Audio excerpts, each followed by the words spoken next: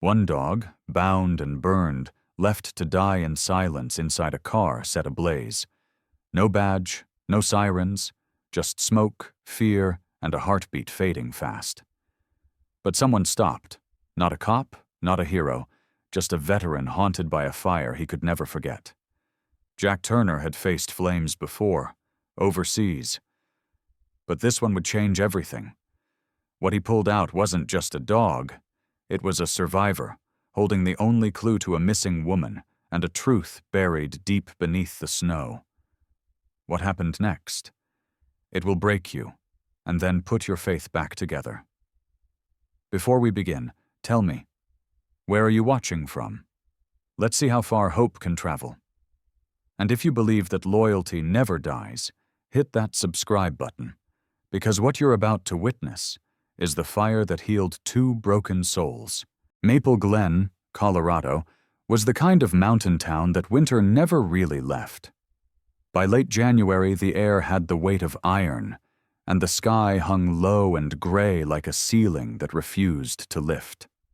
Snow coated the roofs and telephone wires in uneven layers, and the main road wound through the valley like a narrow scar between black pines.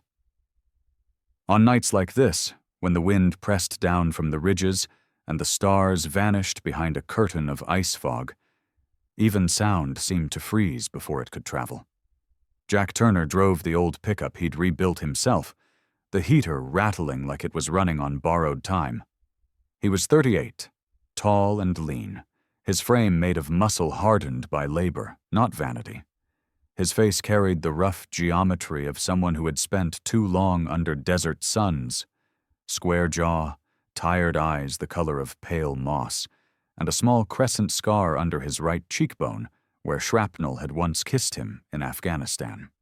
His hair was short and dark, streaked with gray at the temples, and his beard was 2 days past clean-shaven, a deliberate kind of neglect. Jack had the quiet presence of a man who spoke only when it mattered. People in town knew him as the veteran who lived alone in the cabin above Mill Creek, who drank black coffee, tipped generously, and disappeared before small talk could take root. They didn't know about the nights he woke drenched in sweat, the phantom smell of smoke clinging to his lungs, or how he sometimes stood on his porch long after midnight staring at the tree line, listening for echoes that no longer existed. The road curved sharply around Miller's Bluff, the part that always iced first. Jack slowed the truck to a crawl, eyes narrowing against the flurries that drifted across his headlights. That was when he saw it.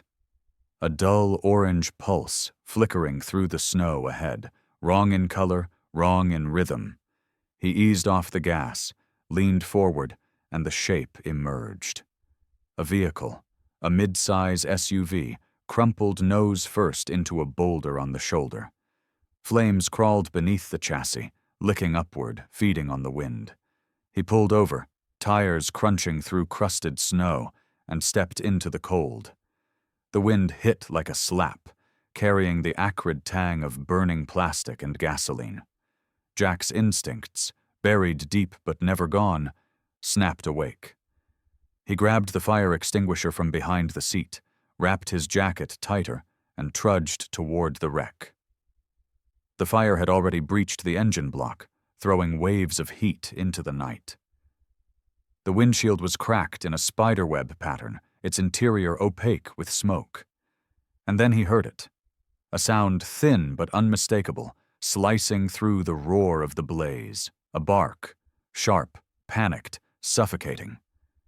Jack froze, pulse quickening. For a moment his brain fought to place it in memory. A night base under attack, the distant cry of dogs trained to smell the living beneath rubble. But then he moved, boots breaking through the snow as he ran. The rear doors were locked. The glass was black with soot, but movement flashed behind it. A dark shape thrashing, bound. He struck the extinguisher against the rear window. Once, twice, and on the third hit the glass burst inward, releasing a gust of smoke so hot it scalded his face. He turned his head, coughing, and shoved his arm through the opening. Inside, the heat felt alive, pressing against his skin like a living thing. The shape resolved. A German shepherd, medium large, coat black and tan but dulled by ash. The animal's muzzle was bound tight with a heavy-duty zip tie. Its front legs were cinched to the cargo rings with plastic cords melted by heat. Its chest rose in frantic bursts, eyes rolling white with panic. "Hold on," Jack muttered, shielding his hand with his sleeve. The plastic was too tight to break by hand. He yanked out the folding knife from his belt, an old combat blade, edges nicked but faithful, and began sawing. The smell of burned nylon and fur mixed in his nose. The dog didn't bite, didn't fight. It just stared at him with eyes that pleaded and trusted at once. The first tie snapped, then another and another. The final one was around the muzzle, and Jack's fingers trembled from the heat as he slid the blade beneath it. The band popped free, and the shepherd gasped, a single harsh sound that broke the silence of death. He reached under its body, feeling ribs that were hard as wood beneath his hands, and pulled. The animal was heavier than it looked, dead weight from exhaustion and pain. Together they tumbled out into the snow. Jack hit the ground first, twisting to take the fall, cradling the dog against his chest as the fire behind them roared. A half-second later, the gas tank exploded with a deep, percussive boom that rippled through the trees. Ash rained down in black flakes, settling over them like morbid confetti. The snow hissed as it met the embers. For a few seconds, all he could hear was the ringing in his ears and the faint whimpering beneath his arm. The dog shivered violently. Jack tore off his jacket and wrapped it around the animal's body. "Easy. I got you," he murmured. The shepherd's coat was burned along the flank, the skin blistered in uneven patches. One ear sagged, one paw bled from cracked pads, yet the eyes, amber and intelligent, still burned with awareness. He was no stray. The faded harness around his chest was regulation-issue K9 equipment, the kind used by police or federal units. The square mark of a missing patch was still visible beneath the melted straps. Jack's throat tightened. "You're a working dog," he said under his breath. "You weren't supposed to be here alone." The wind shifted, carrying the bitter scent of melted rubber. Jack lifted the dog carefully and trudged back toward his truck, every muscle protesting the weight and cold. He laid the shepherd across the passenger seat, turned the heater on full blast, and shut the door to trap the warmth. Inside the cab, the light from the dashboard painted everything in muted blue and orange. The dog's breathing came fast but steadying. Jack took the old water bottle from the glove compartment, poured a little into his palm, and let the shepherd lick it. "That's it," he whispered. The tail twitched once against the vinyl seat, just enough to make his chest tighten. He checked the burns again, wrapping the worst of them with the flannel shirt he'd stripped from under his jacket. His hands were shaking, partly from the cold, partly from something deeper. He hadn't held a living thing this close since the day a building came down in Helmand Province, when the boy he was carrying hadn't made it past the medic's tent. The memory pressed against the edge of his mind now, unwanted but unrelenting. He pushed it aside, focusing instead on the rhythm of the dog's breath. Outside, the SUV burned itself into silence. Snowflakes began to fall again, lazy and wide, muting the landscape in a hush that felt both sacred and cruel. Jack sat behind the wheel, hands gripping the steering wheel but not turning it yet. His reflection in the windshield looked older, his eyes hollower, but something in them, something that had gone dim long ago, was flickering again. He glanced at the dog. "You're lucky," he said softly. "But then again, maybe I am too." The shepherd blinked, slow and deliberate, and exhaled a tired sigh before resting its head against his thigh. Jack reached out, his hand hovering for a moment before resting on the animal's neck. He could feel the faint rise and fall beneath the thick fur, fragile yet defiant. For the first time in a long while, Jack didn't feel completely alone. He looked through the windshield one last time. The fire was dying, leaving behind a skeleton of metal and smoke. The town was miles away, but the glow reflected faintly off the low clouds, as if Maple Glen itself was holding its breath. Jack started the engine. The headlights cut through the fog, carving a narrow tunnel of light into the white. He shifted into gear, one hand steady on the wheel, the other resting on the sleeping shepherd beside him. As the truck crawled back onto the road, the two of them disappeared into the storm together. One man, one dog, both scarred by fire, both still breathing, carrying with them the faint, stubborn promise that maybe, just maybe, survival was its own kind of grace. The road to Maple Glen Veterinary Clinic wound through the sleeping town, its streetlights flickering like tired sentries against the dark. The storm had calmed but left its fingerprints everywhere. Snow piled high against doorways, branches bent low, ice glinting like broken glass on the power lines. Jack Turner's truck moved slow through it, heater blasting, headlights carving tunnels through the white silence. The German shepherd lay curled on the passenger seat, wrapped in Jack's flannel and jacket. The burns along his side had stopped smoking, but his breathing was shallow and uneven. Every few minutes he'd stir, let out a low sound, half whine, half growl, and drift again into that uneasy half-sleep that comes after too much pain. Jack kept glancing at him between gear shifts. "Hang in there, buddy," he muttered. "We're almost there." His own voice sounded strange to him, rough from smoke, unfamiliar from use. He hadn't spoken that many words to anyone in weeks. The clinic sat on the corner of Main and Cedar, a small brick building wedged between a shuttered bakery and an old hardware store, whose windows still advertised paint brands that no longer existed. The sign over the door read, "Holloway Veterinary Care," the blue paint fading but clean. Jack parked under the flickering streetlight and killed the engine. The world went quiet except for the ticking of cooling metal. He lifted the shepherd carefully, the dog's weight pressing against his ribs, where the bruise from the explosion had started to bloom. The door chime jingled softly when he stepped inside. The warmth hit him like a blessing. The air smelled of antiseptic, pine cleaner, and something faintly floral. Lavender, maybe, or memory. From the back room came the sound of running water and soft classical music, a piano piece he couldn't name but recognized by feel. Then a voice, steady and clear. "Just a second." Footsteps, and then Dr. Grace Holloway appeared. She was 30, maybe a touch more, tall and slender with a calmness that seemed practiced rather than natural. Her blonde hair was pulled back in a low ponytail, loose strands falling against a face that balanced sharp intelligence with quiet fatigue. Years in service had etched faint lines near her eyes, creases from squinting into sandstorms and fluorescent hospital lights. She wore faded jeans under her white coat, a stethoscope looped loosely around her neck, and shoes that squeaked softly on the linoleum.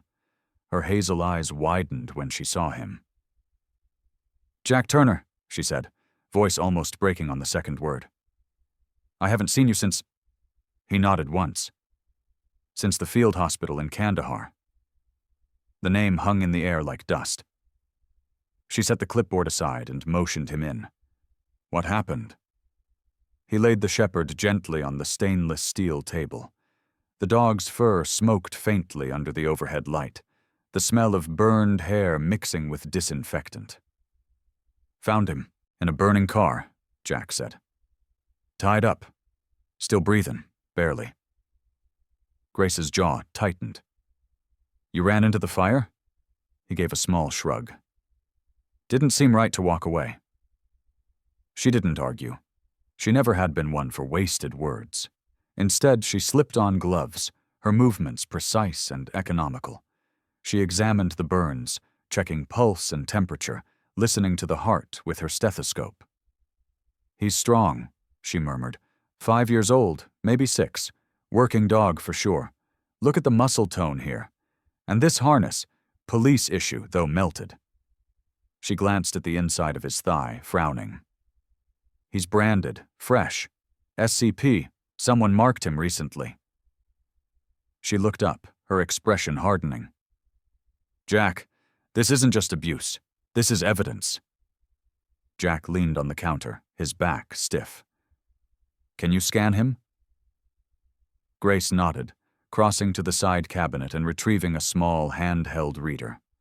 She pressed the button and passed it slowly along the shepherd's shoulder until the device beeped.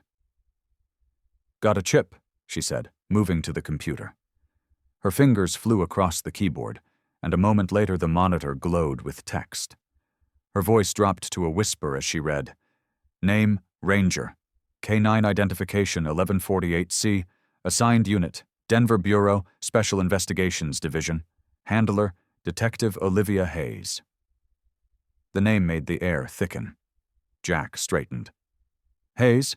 She's the detective who disappeared 2 weeks ago, right? The one on the Crestview case?" Grace nodded slowly. "Yeah. They said she vanished during a hiking trip.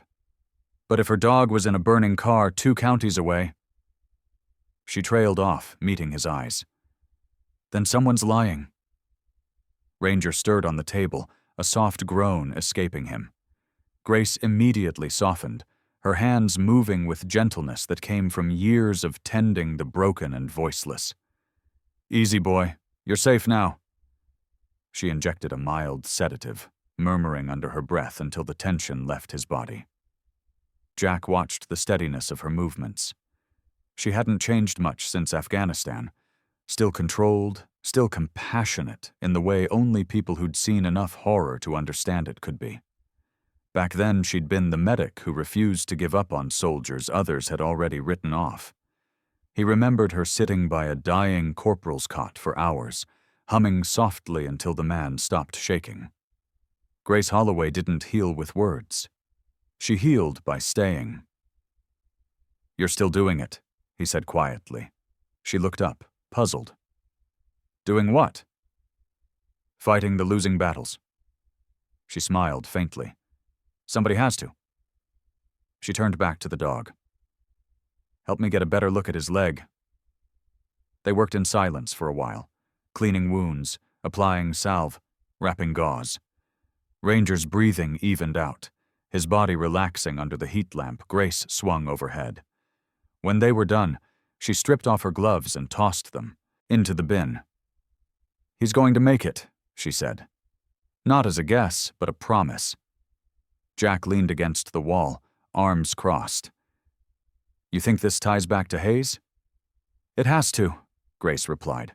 "A trained K9 like this doesn't end up in the middle of nowhere unless someone wants him gone. And that brand, SCP, I've seen similar marks in trafficking reports." Her brow furrowed. "You always find trouble, don't you, Jack?" He gave a short laugh that didn't quite reach his eyes. "Trouble finds me. You know that." For a moment, neither spoke. The clock ticked, the heater hummed, and snow continued to fall outside, muffling the world. Grace finally broke the silence. "You look tired. You still getting the nightmares?" Jack didn't answer. The question was gentle but hit like shrapnel. He looked at the dog instead. "He's got them too," he said.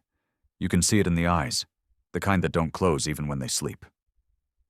Grace studied him for a moment, something like sadness flickering behind her professionalism. "You both came back from something burning," she said softly. "Maybe you'll help each other remember what living feels like." He looked up, the corner of his mouth twitching. "Don't get poetic on me, Doc." She smiled again, small and tired. "Too late for that?" Ranger shifted, ears twitching as if catching a sound only he could hear. his gaze fixed on the clinic's window, muscles tensing under the bandages. A low growl rumbled from his throat. Grace followed his line of sight, nothing but the empty street beyond the frosted glass. "He's alert," she said.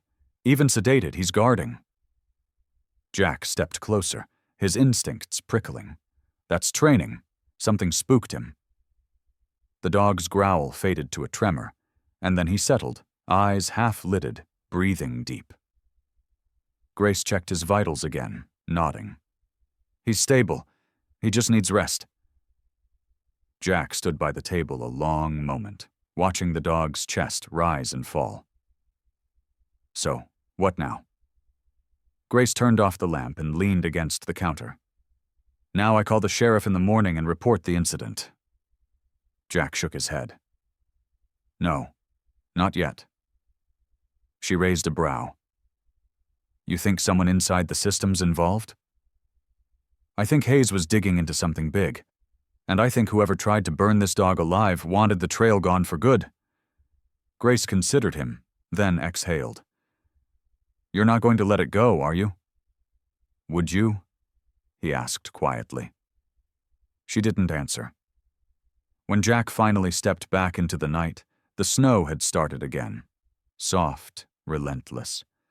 Ranger was asleep in the passenger seat, his body wrapped snug in the blanket, his head resting against the door.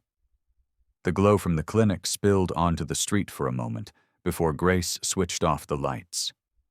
Jack looked once more through the windshield, the reflection of the flames from earlier still flickering faintly in his mind. He started the truck, the engine rumbling to life, and glanced at the sleeping shepherd beside him. "You and me, Ranger," he said under his breath. "We're going to find out what really happened to her." The words lingered in the warm air as he drove off into the snow, the night swallowing them both whole. The next morning broke gray and reluctant, the kind of light that didn't quite belong today yet had already outlived the night. Maple Glen was silent under a blanket of fresh snow, the town still asleep, when Jack Turner pulled his truck onto the old county road, heading north. The mountains loomed ahead, tall and indifferent, their peaks swallowed by fog. Ranger sat upright in the passenger seat, a clean bandage running along his burned flank, his coat brushed but still patchy from the fire. The German shepherd looked stronger now, though the faint limp in his hind leg betrayed the damage beneath the healing skin. His ears twitched with each shift of the engine, his amber eyes fixed on the horizon, as if something out there had been calling him since dawn. Jack glanced over and muttered, "You remember something, don't you?" The dog didn't move, but his tail gave a single, slow tap against the seat. A quiet confirmation. Grace Holloway had been against it, of course. "He needs rest, Jack," she'd said earlier that morning, her voice sharp under fatigue. She stood in the clinic doorway, wearing a long gray cardigan over her scrubs, her blonde hair tied messily at the nape of her neck, a cup of black coffee steaming in her hand. Her hazel eyes carried the kind of concern that made you wish you'd lied instead of told the truth. "You can't just drive into the woods based on a feeling." Jack had zipped his jacket and given her that stubborn half-smile that used to irritate her back in Kandahar. "It's not a feeling. He's leading me." Grace sighed, lowering her voice. "Then at least promise me you'll call if you find something." "If I find something," he replied, "I won't have time to call." She had frowned, but said nothing more. Before he left, she stepped closer, touching his sleeve lightly. "Be careful, Jack." He gave a nod. "You too, Doc." Now, as the truck climbed higher toward the Black Ridge forest, her words echoed faintly. The forest had once been the site of a federal raid gone wrong over a decade ago. An operation buried under redacted reports and silence. Locals said the place was cursed. Trees grew twisted, and animals avoided the valley. Jack didn't believe in curses, but he did believe in cover-ups. He'd seen enough of them in uniform.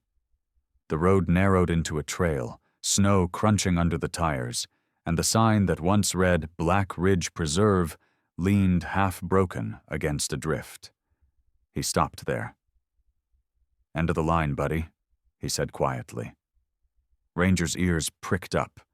The dog pawed at the door and gave a soft whine. "All right, show me."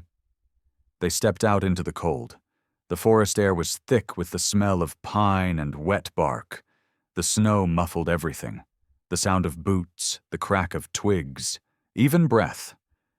Ranger took point immediately, nose low, tail steady, moving with the certainty of training reborn. Jack followed close, scanning the tree line, his hand brushing. The flashlight clipped to his belt.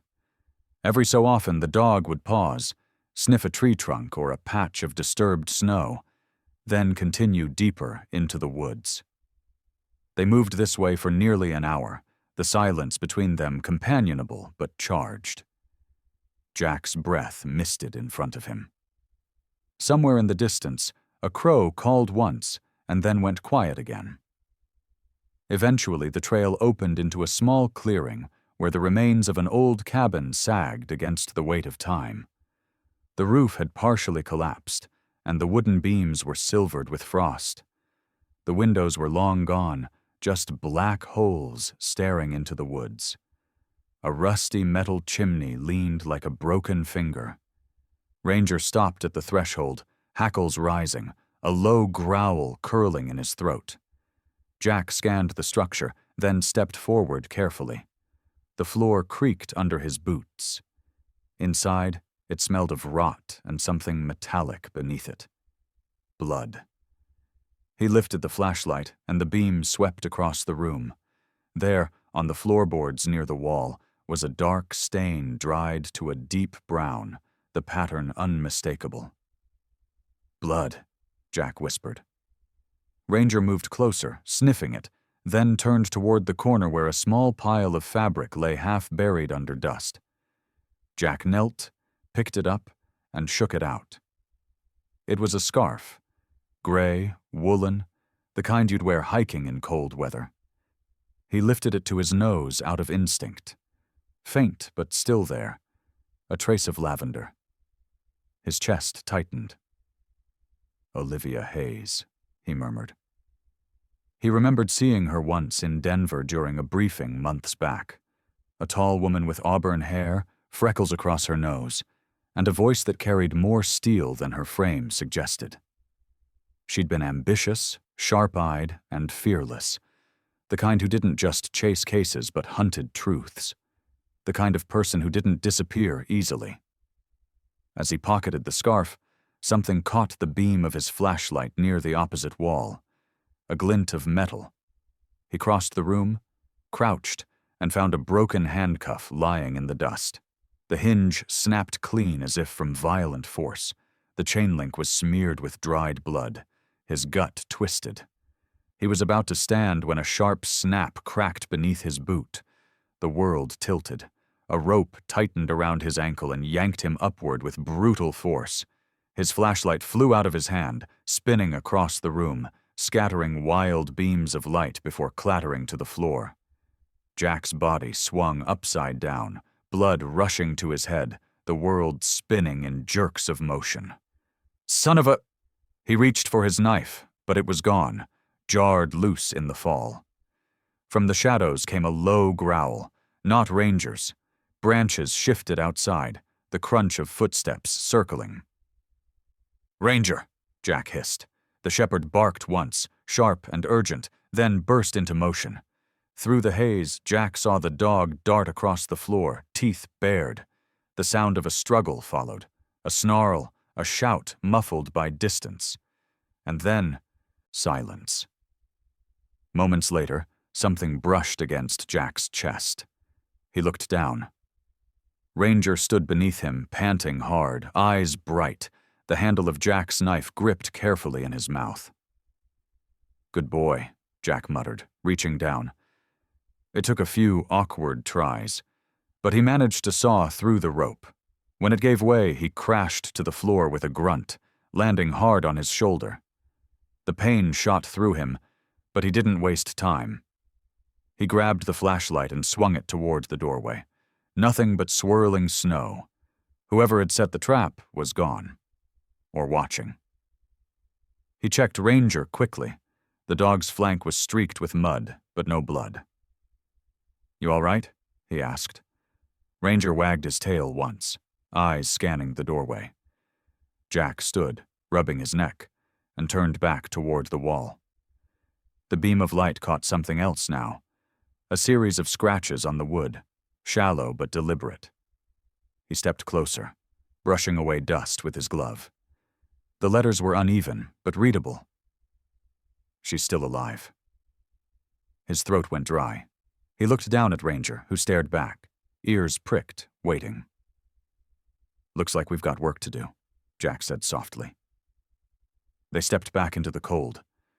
The forest had grown darker, the snow falling thicker now, and somewhere beyond the ridge, a wind began to rise.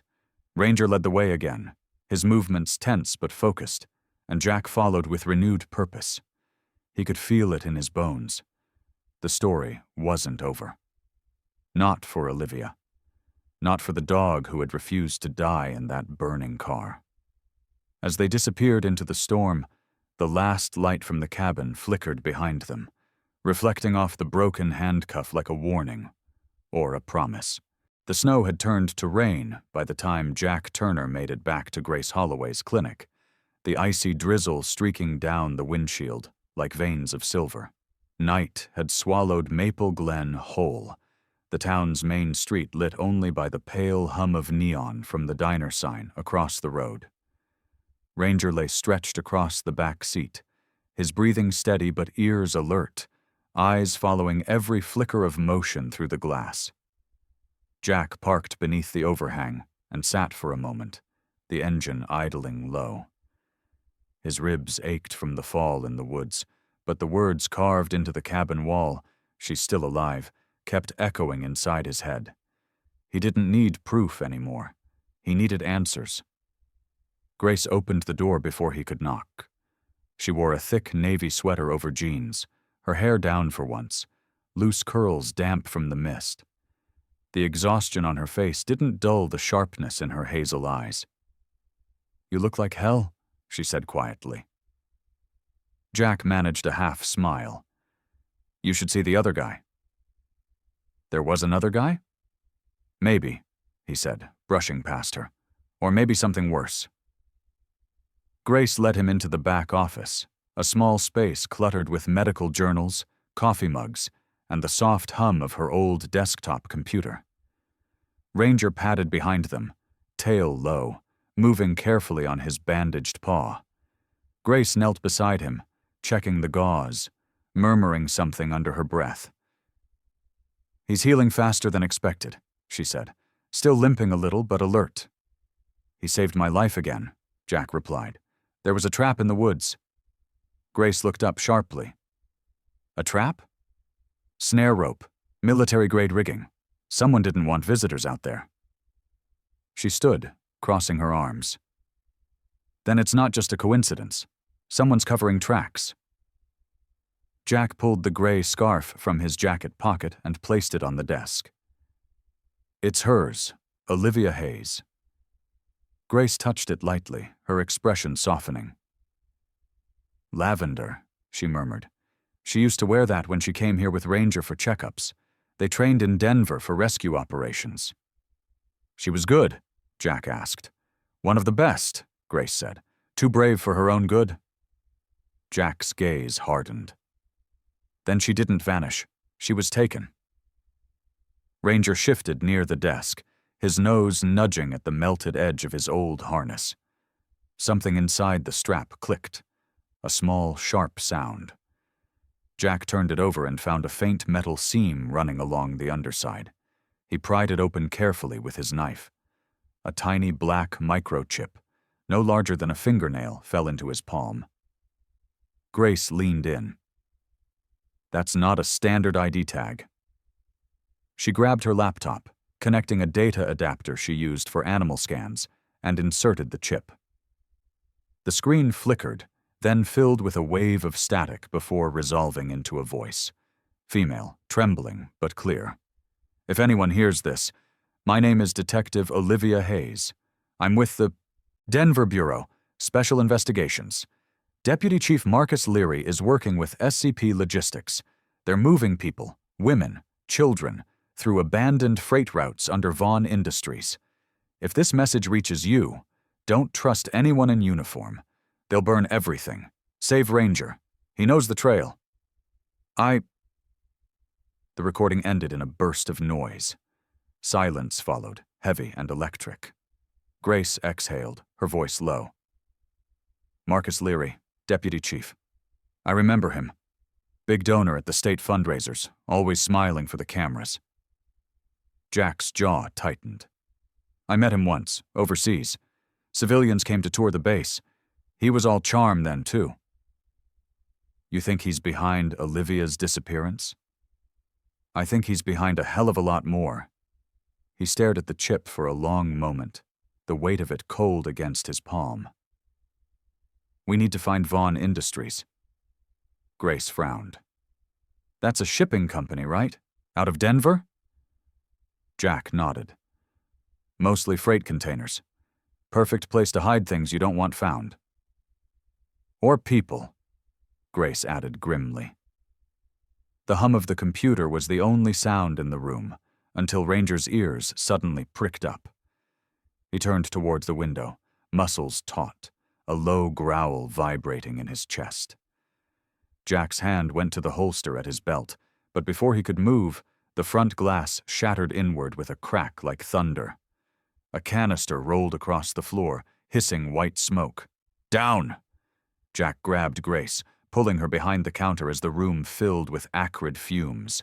Ranger barked, darting forward, teeth bared. Through the haze, shadowy figures in black moved fast. 2, maybe 3. Jack fired once, the muzzle flash lighting the smoke like lightning, but the intruders were gone as quickly as they came. The door slammed open, the night wind sucking the gas outward. When the air cleared, the computer screen was smashed, and the desk overturned. Ranger was gone. Grace coughed hard, covering her mouth. "Jack! Ranger, he's gone!" Jack stumbled to his feet, eyes scanning the empty doorway. Outside, tire tracks carved deep grooves through the wet gravel, leading toward the main road. Rage surged through him like current. "They took him," he said. Grace steadied herself on the counter. "Jack, they'll kill him." "Not if I get there first." She grabbed his arm. "You're hurt." "Doesn't matter." He grabbed the broken laptop, yanked the hard drive free, and shoved it into his pocket. Grace's voice softened. "You can't fight them alone." "I don't have a choice." He paused, eyes locking on hers. "Can you access the city camera feeds?" "Maybe. Give me 20 minutes. You've got 10. While Grace worked, Jack stepped outside, the cold rain stinging his face. The world seemed sharper, louder. His pulse matched the rhythm of the downpour. 10 minutes later, Grace's voice came from the doorway. "Got it." She handed him a printed still from the footage. An old gray van leaving town, the logo on the side reading Vaughn Industries, Logistics Division. She looked at him, her face pale but determined. "They're heading toward the freight depot. If they're going to burn evidence, that's where it'll happen." Jack checked his weapon, chambered a round. "Then that's where I'm going." Grace stepped closer, pressing something into his hand, a small syringe. "Adrenaline. For Ranger, if you find him in shock." He met her eyes. "You really think I will?" "I know you will," she said quietly. The drive was a blur. The road stretched black and endless, rain slashing against the windshield. The headlights cut through the dark like twin knives. When Jack reached the Vaughn Industries depot, it was almost midnight. The facility stood on the edge of the industrial zone, row after row of metal containers stacked like tombs, steam rising from the drainage grates. A faint orange glow flickered near the far end. Fire. He killed the engine and moved in on foot, keeping low behind the stacks. Voices echoed, men shouting orders. One of them laughed. "Torch it all! Leary said no traces." Jack crouched, his breath fogging. The faces were obscured by masks, but the patches on their jackets bore the letters SCP. A sound cut through the chaos. A bark, weak but familiar. Jack froze, heart hammering. He followed it toward a burning container near the far fence. The door was padlocked. Flames licked at the seams. He fired once, the lock snapping apart, and yanked the door open. Smoke poured out, choking him, but inside, Ranger. The shepherd stumbled forward, eyes wild, coughing and panting, his fur singed again. Jack wrapped his jacket around the dog and carried him out as the container behind them erupted in flame. Alarms blared. Someone shouted, "It's Turner!" Bullets sparked off the metal near his head. Jack ran, ducking behind a forklift, returning fire in short bursts. Ranger barked beside him, the sound fierce, defiant. Together they pushed through the chaos toward a maintenance tunnel half hidden behind a fuel drum. Inside the tunnel, the air was damp and stale. The narrow corridor led underground, walls lined with old freight schematics. Ranger limped but pressed forward, nose twitching. After 50 yards, the tunnel opened into a concrete chamber filled with storage crates. In the dim light, Jack saw movement. Someone tied to a chair, head slumped forward. He rushed over, heart in his throat. It was Olivia Hayes. She was thinner than he remembered, her auburn hair matted, skin pale against the dark fabric of her torn jacket. A small IV line ran into her arm, connected to an empty syringe. Her lips moved faintly. "Jack?" Her voice was a rasp. "You're safe now," he said, cutting the restraints. She shook her head weakly. "They're coming. He's burning it all. Not tonight." He helped her up, supporting her weight. Ranger pressed close, whining softly. The faint echo of boots on metal stairs reached them. Jack turned, weapon ready. When the first figure appeared in the doorway, Jack fired. The firefight was brief and brutal. 2 men down, another fleeing into the smoke. By the time they reached the surface, the rain had turned back to snow. Flames consumed half the depot, sending plumes of black smoke into the sky.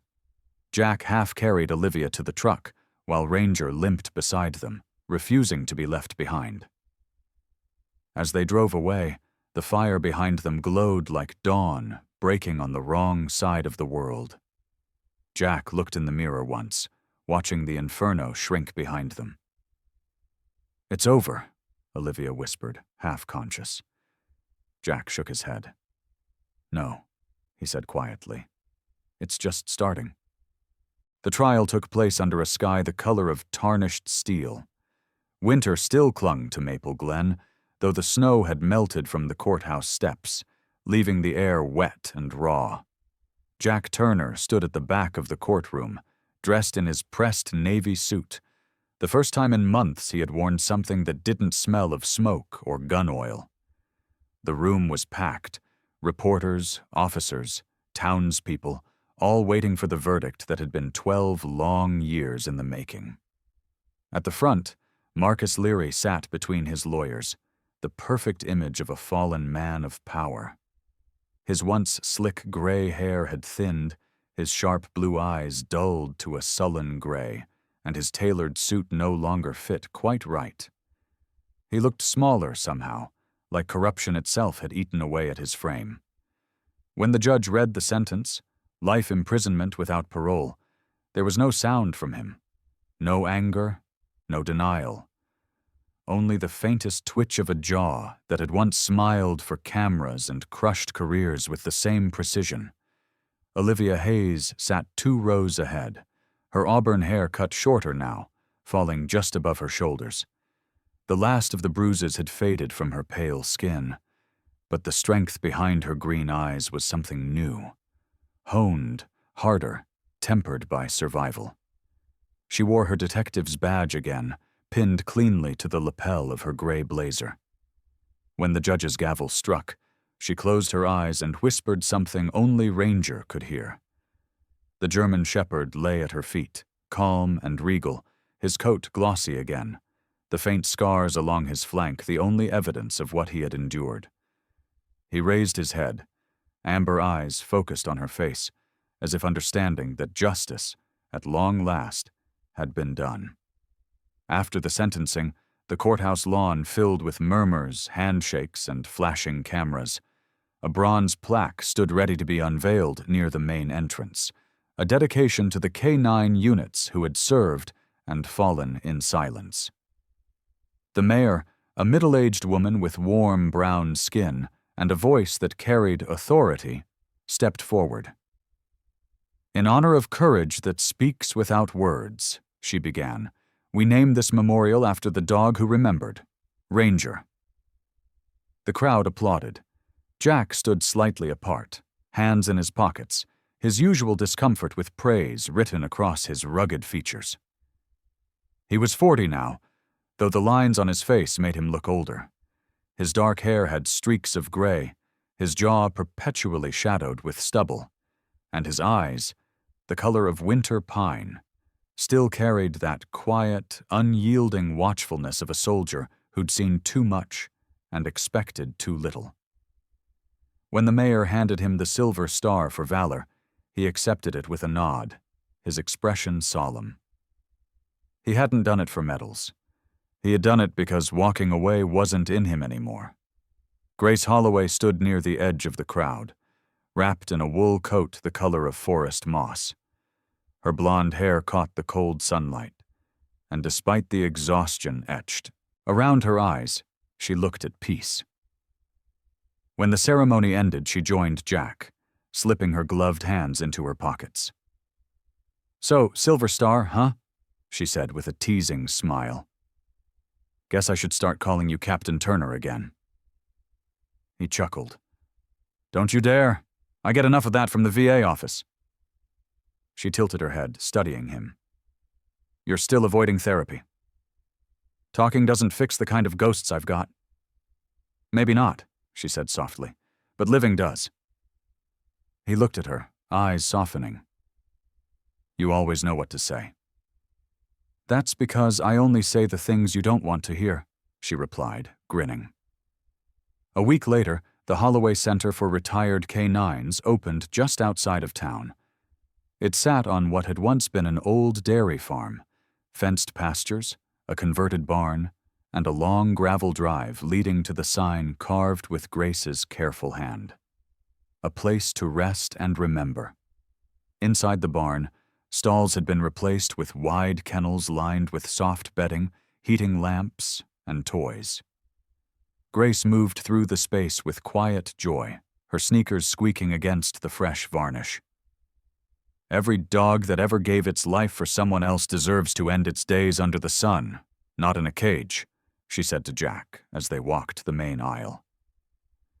Ranger trotted ahead, tail wagging, occasionally sniffing at a chew bone or nudging open an empty kennel door as if approving the place himself. "He likes it here," Jack said. "He should," Grace replied. "He's the reason it exists." Olivia arrived later that afternoon, dressed in jeans and a light brown leather jacket, a sharp contrast to the crisp detective attire she usually wore. Her smile was small but real. "You two built all this in a week?" Jack shrugged. "Grace doesn't sleep." "Neither do you," Olivia countered. She knelt beside Ranger, scratching behind his ear. "Hey, hero, heard you got a plaque." The dog's tail thumped the floor. She looked up at Jack. "I'm putting together a new investigative task force. No politics, no press, just people who still give a damn. You'd fit right in." Jack leaned against the barn post, arms folded. "You sure about that? I don't exactly play well with others." "You play fine with the right ones," she said, standing. "And besides, you already have a partner. Ranger barked once, as if agreeing. Grace laughed. That's his way of saying yes. The following morning was calm, the kind of peace Jack hadn't felt in years. The sun rose over the frost-tipped fields, painting the grass in gold. Inside the farmhouse kitchen, the smell of bacon and coffee filled the air. Grace stood by the counter, wearing an oversized flannel shirt and humming softly as she poured coffee into chipped mugs. Olivia sat at the table, reading the morning paper, her hair catching the light in soft auburn strands. "They're calling you the Miracle Unit," she said without looking. "Up." "The vet, the cop, and the dog who remembered." Jack smirked. "Sounds like a bad country song." Grace set a mug in front of him. "You'd be the guy who can't play guitar." "That checks out," he said, grinning. Ranger lay between them, paws crossed, watching as the sunlight poured across the floor.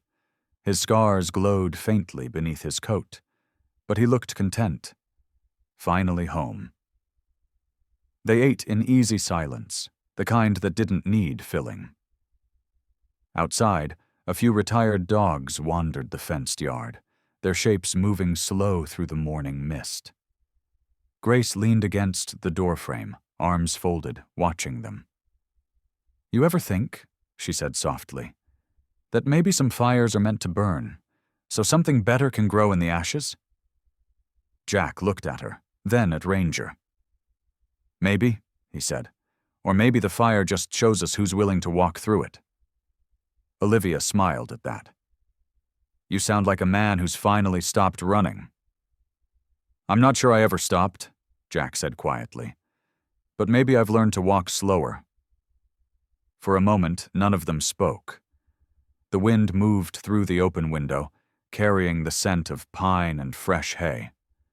Ranger lifted his head, looking from one to the other, as if memorizing them all. Jack reached down, brushing his hand over the shepherd's fur. "Not everyone who survives comes out stronger," he said softly. "But if you can still choose to care, even after the fire, that's the real victory." Grace's smile was small and warm. "That sounds like something worth living by." Jack nodded. "Maybe even worth remembering."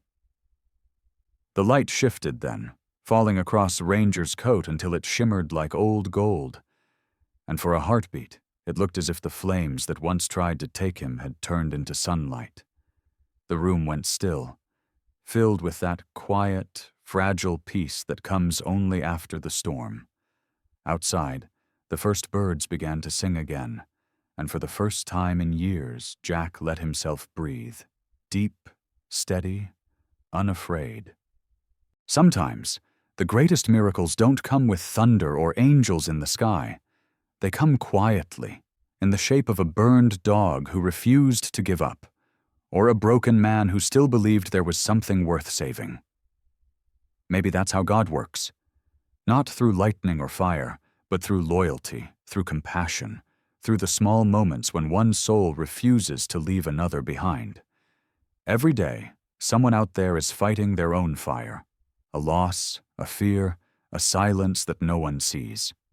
If this story touched your heart, take a moment tonight to say a prayer, not just for yourself, but for every soul still waiting to be found. And if you still believe that faith walks on 4 legs, that love survives the ashes, and that miracles can wear a collar and a heartbeat, then share this story with someone who needs a little hope today. Leave a comment below. Tell us about the animal or person who once stood by you when the world went dark. Don't forget to subscribe to Paws Kingdom for more true stories of courage, grace, and second chances. May God bless you, and may He watch over every loyal heart, both the ones who walk on 2 legs and the ones who wait faithfully on 4.